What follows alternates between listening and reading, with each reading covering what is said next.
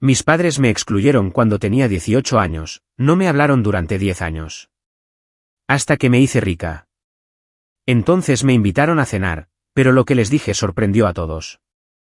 Todavía recuerdo el olor del perfume de mi madre en la sala de estar esa noche, fuerte y floral, casi cubriendo la tensión que flotaba en el aire. Tenía 18 años, estaba de pie con mi mochila medio abierta, esperando que alguien dijera que la discusión había ido demasiado lejos. En cambio, la voz de mi padre cortó el silencio como cristal. Nos estás retrasando, Karina. No nos llames más. Las palabras se sintieron irreales, como una frase de una obra para la que no había ensayado.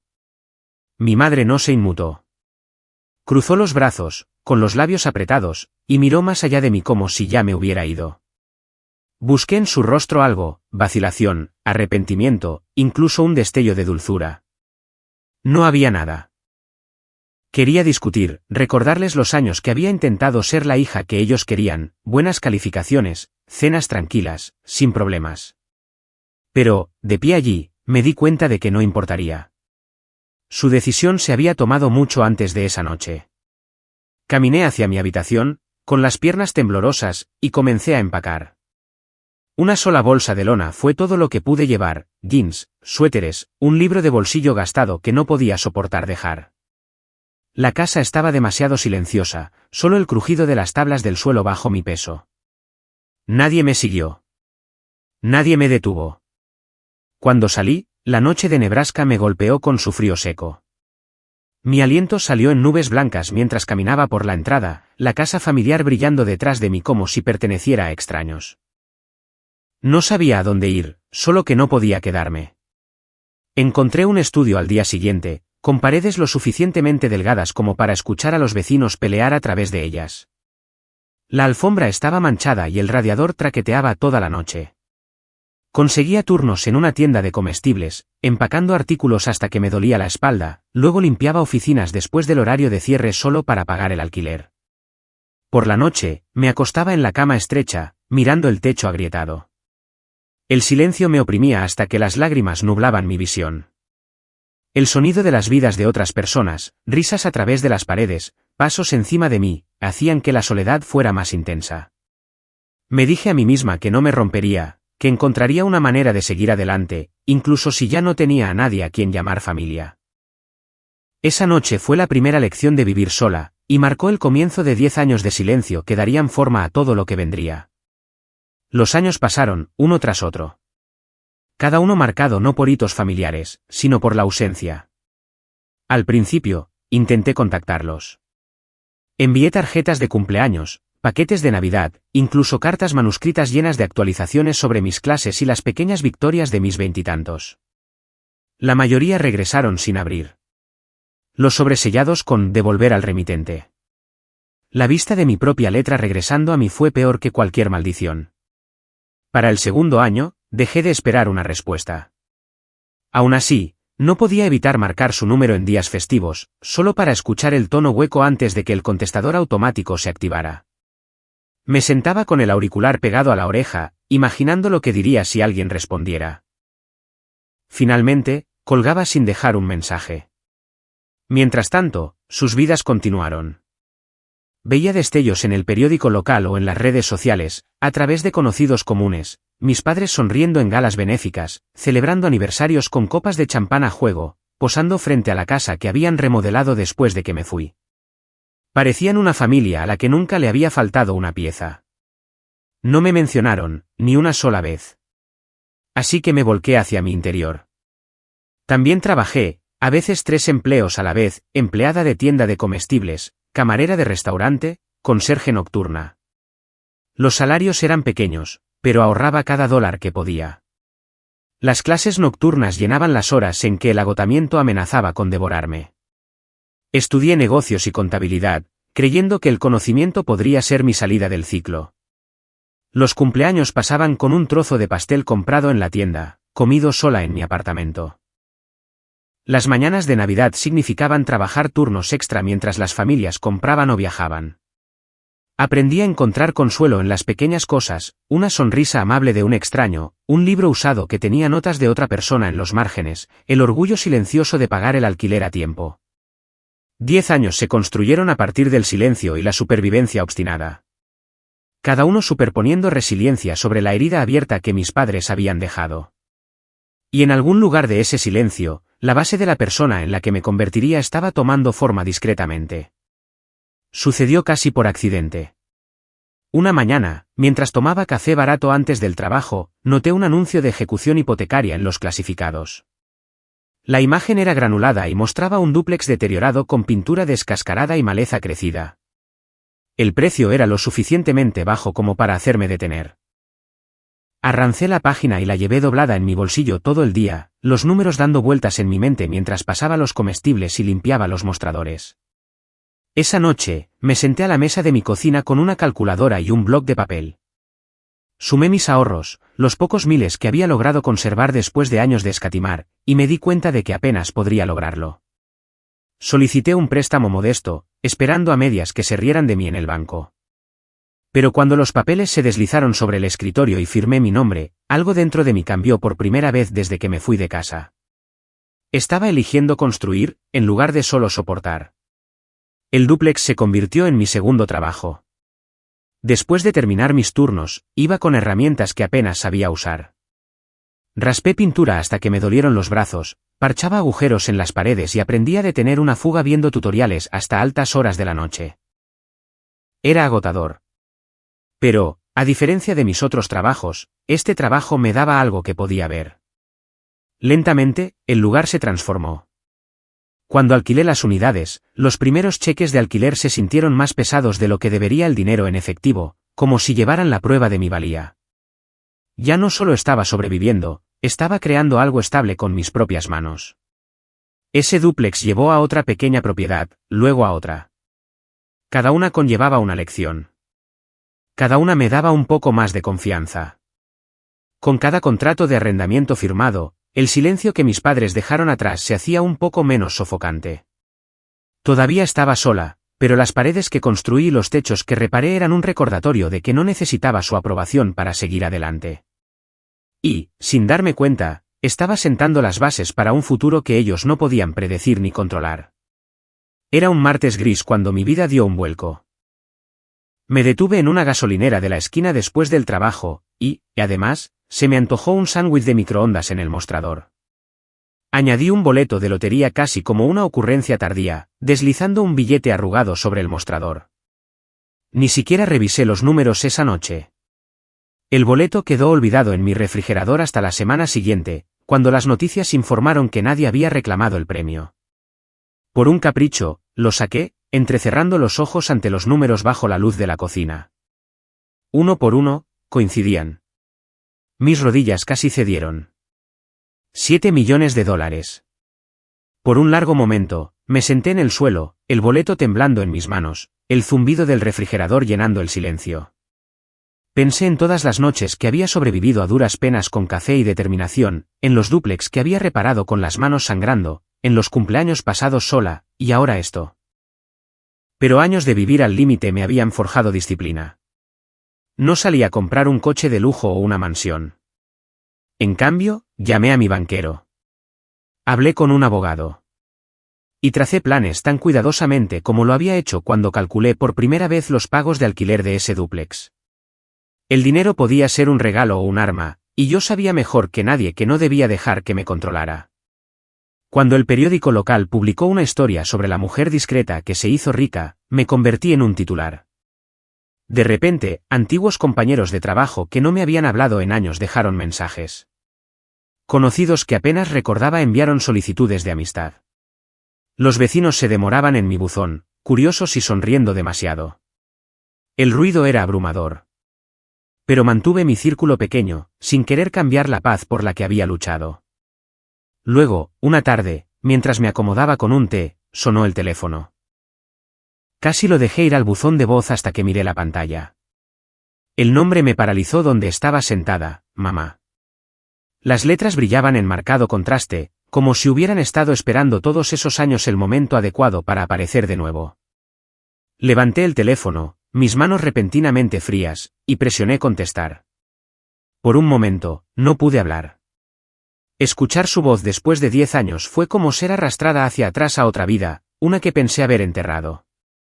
Karina, dijo mi madre dulcemente, su tono ligero, ensayado. Te hemos echado tanto de menos. Las palabras fueron dichas como si la última década hubiera sido un simple malentendido, como si no hubiera pasado cada día festivo sola, como si ella no me hubiera dado la espalda cuando más la necesitaba. Sostuve el teléfono contra mi oído, controlando mi respiración. La voz de mi padre vino después, firme, pero casi alegre. Hemos estado hablando, y creemos que es el momento. Se acerca Acción de Gracias. ¿Por qué no te unes a nosotros para cenar? La familia debe estar unida. La palabra familia se me ató en el pecho. Amarga y pesada. Casi me reí. En cambio, dije, qué curioso que llamen justo después de que el periódico publicara mi historia. Hubo una pausa, lo suficientemente larga como para confirmar lo que ya sabía. Luego, la risa de mi madre se desbordó, frágil y forzada. Oh, cariño, no seas tonta. Habríamos llamado de todos modos. Es solo que, bueno, el momento se sintió adecuado. Me recosté en mi silla, mirando el techo. 10 años de silencio. Y ahora, así de repente, me querían de vuelta en su mesa. Sentía el viejo dolor tirando de mí. La parte de mí que todavía anhelaba el abrazo de una madre, la aprobación de un padre. Pero, superpuesto a eso, había algo más fuerte, precaución, claridad y el temple que había ganado a pulso. De acuerdo, dije finalmente. Vendré. El alivio en sus voces era casi demasiado ansioso, una calidez que sonaba hueca. Colgué, y el silencio de mi casa regresó como un viejo amigo. Me senté un largo rato a la mesa, con el teléfono todavía delante de mí, sabiendo ya que si iba a volver a entrar en su mundo, no lo haría con las manos vacías. Iría a Acción de Gracias, pero no por las razones que ellos pensaban. Traería algo propio. La invitación permaneció en mi mente durante días, resonando más fuerte de lo que debería. Una parte de mí quería creer que eran sinceros, que después de todos esos años, finalmente me habían elegido a mí por encima del orgullo, por encima de las apariencias. Pero otra parte, la más sabia, seguía susurrándome que yo ya sabía la verdad. Así que, una tarde, descolgué el teléfono y marqué su número. Mi corazón se aceleró, pero mi voz se mantuvo firme. Mamá, papá, comencé. He estado pensando en Acción de Gracias, y necesito ser honesta. El dinero de la lotería, la mayor parte se ha ido. Hubo silencio en la línea, de esa clase que habla más fuerte que las palabras.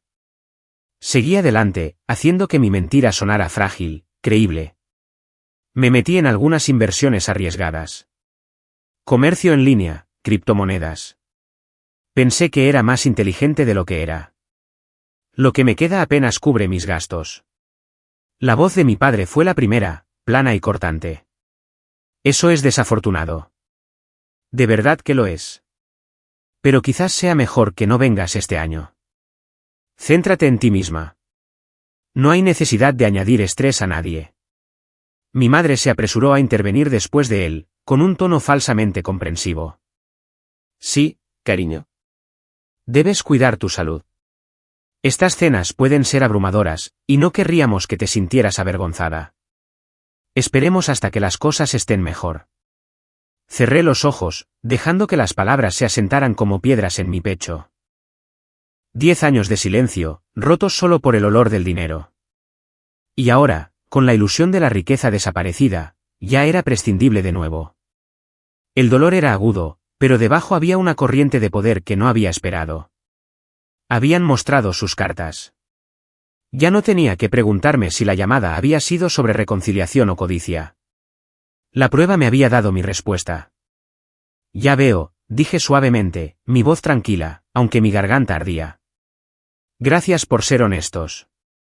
Terminamos la llamada rápidamente, como si nunca hubiera habido una década de espera detrás.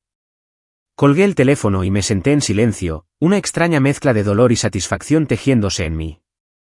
Habían confirmado todo lo que temía, y al hacerlo, me dieron algo que no había tenido antes, certeza. Y con la certeza, vino la resolución de mirar más profundamente, de ver exactamente lo que habían estado ocultando todos estos años. Después de esa llamada, no pude dejarlo pasar. Sus palabras se repetían en mi cabeza. No solo el rechazo, sino la forma casual en que me apartaron en el momento en que creyeron que el dinero se había ido. Necesitaba saber qué los había impulsado realmente a contactarme después de tantos años.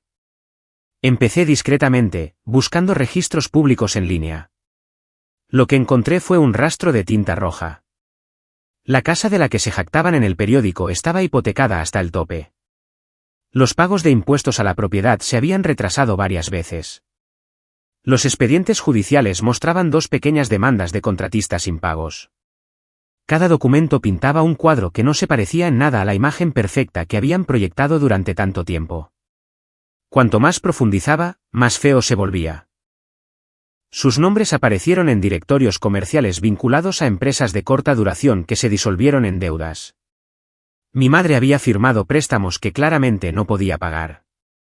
El nombre de mi padre apareció en actas de una junta de desarrollo comunitario donde los susurros de fondos mal administrados y transferencias indebidas insinuaban algo más que una contabilidad descuidada. Un artículo de hace años sugería que las donaciones destinadas a un parque local habían desaparecido de alguna manera bajo su supervisión. Me senté en mi escritorio con los archivos esparcidos a mi alrededor, el peso de la verdad más pesado de lo que esperaba. No solo me habían abandonado. Habían estado construyendo su propia ruina todo el tiempo, envolviéndola en brillo para que otros la admiraran, pieza por pieza. Recopilé los registros, copias de hipotecas, demandas y notas del fondo comunitario. No fue difícil de encontrar. Habían dejado la evidencia esparcida a la vista, seguros de que nadie se molestaría en buscar. Deslicé todo en una carpeta ordenada y la cerré con un chasquido silencioso. Si me querían en su mesa de acción de gracias, vendría, pero no como la hija desesperada que recordaban. Traería conmigo la historia que habían pasado años tratando de enterrar. La casa se veía tal como la recordaba, solo que adornada para las fiestas. Hilos de luces brillaban a lo largo de los pasamanos del porche, y una corona colgaba perfectamente centrada en la puerta principal. Cuando mi madre la abrió, su sonrisa se extendió ampliamente, demasiado pulcra para ser real. Karina, dijo, atrayéndome a un abrazo que se sentía más como una actuación que como afecto. Estamos tan contentos de que estés aquí. Mi padre apareció detrás de ella, con la mano apoyada en su hombro. ¿Te ves bien? El dinero parece sentarte bien. Dentro, la mesa del comedor ya estaba puesta para un festín, pavó, relleno, cuencos de verduras dispuestos como en una revista. Tomé mi asiento mientras ellos me atendían, pasando platos con exagerado entusiasmo, llenando mi vaso antes de que yo pidiera. Su charla nunca se detenía, cada cumplido llevaba una punzada oculta. Te ha ido muy bien, dijo mi madre entre bocados, mucho mejor de lo que esperábamos en ese entonces. Imagínate lo que podrías hacer si hubieras tenido una verdadera guía, añadió mi padre. Siempre supimos que tenías potencial, pero eras demasiado terca para aceptar consejos. Sonreí cortésmente, dejando que las palabras pasaran de largo. La comida continuó, cada plato bañado en una falsa calidez, pero a medida que los platos se vaciaban y aparecía el postre, llegó el cambio. Mi madre dejó su tenedor y juntó las manos.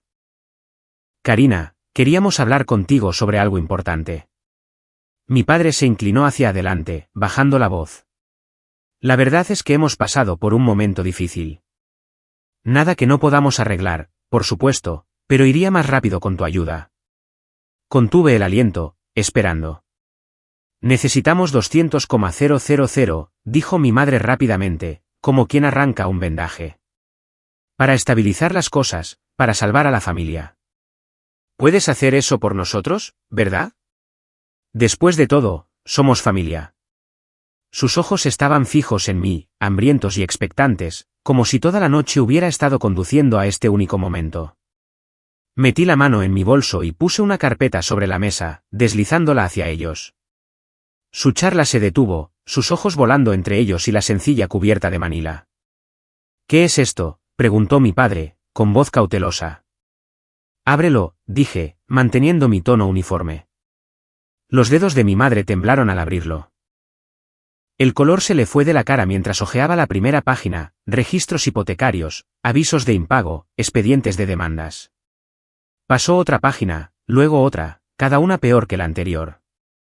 Mi padre se inclinó, apretando la mandíbula cuando vio las anotaciones sobre el dinero desaparecido del fondo comunitario. Lo sé todo, dije en voz baja. Las deudas, las demandas, las donaciones que desaparecieron bajo su supervisión. Sé que el imperio que exhiben por la ciudad está construido sobre arena. Por un momento, se quedaron en silencio, atónitos. Luego, la inundación comenzó. La voz de mi madre se quebró de desesperación. Karina, por favor, no entiendes. Estábamos tratando de mantenerlo todo a flote. No queríamos que nos vieras así. El rostro de mi padre se endureció. ¿Quién te dio esta información? Siempre has sido demasiado entrometida para tu propio bien. Me quedé inmóvil, dejándolos desmoronarse. Mi madre pasó de suplicar a sollozar, las lágrimas emborronando su cuidadoso maquillaje. Mi padre oscilaba entre la negación y la furia, golpeando la mesa con un puño, luego exigiéndome que reconsiderara. Me recosté en mi silla, observando su actuación sin inmutarme. Finalmente, hablé. Mi sorpresa para ustedes es sencilla. No seré su salvadora. Ni ahora, ni nunca. Sus súplicas llenaron la habitación, pero me levanté, recogiendo mi bolso. La carpeta permaneció sobre la mesa como un espejo que reflejaba todo lo que habían intentado ocultar. Me giré hacia la puerta, lista para dejarlos con la verdad de la que ya no podían escapar. Sus voces se alzaron detrás de mí, una tormenta de acusaciones y súplicas persiguiéndome hacia la puerta. Los sollozos de mi madre se entrelazaron con las órdenes tajantes de mi padre, pero nada de eso me afectó como lo habría hecho antes. Me puse el abrigo lentamente, cada botón abrochándose con tranquila finalidad, y salí al pasillo. Las luces del comedor se derramaban en la entrada, pero no miré hacia atrás. Durante años, había imaginado lo que sentiría al ser deseada por ellos de nuevo, al escuchar mi nombre pronunciado con calidez. Ahora sabía la verdad, que su amor tenía condiciones, que su bienvenida tenía un precio. El aire nocturno me recibió al salir, fresco y claro, un silencio más profundo que el ruido del interior. Sus gritos se amortiguaron cuando la puerta se cerró detrás de mí. Por primera vez en mucho tiempo, no sentí ganas de volver, ni culpa que me arrastrara de regreso.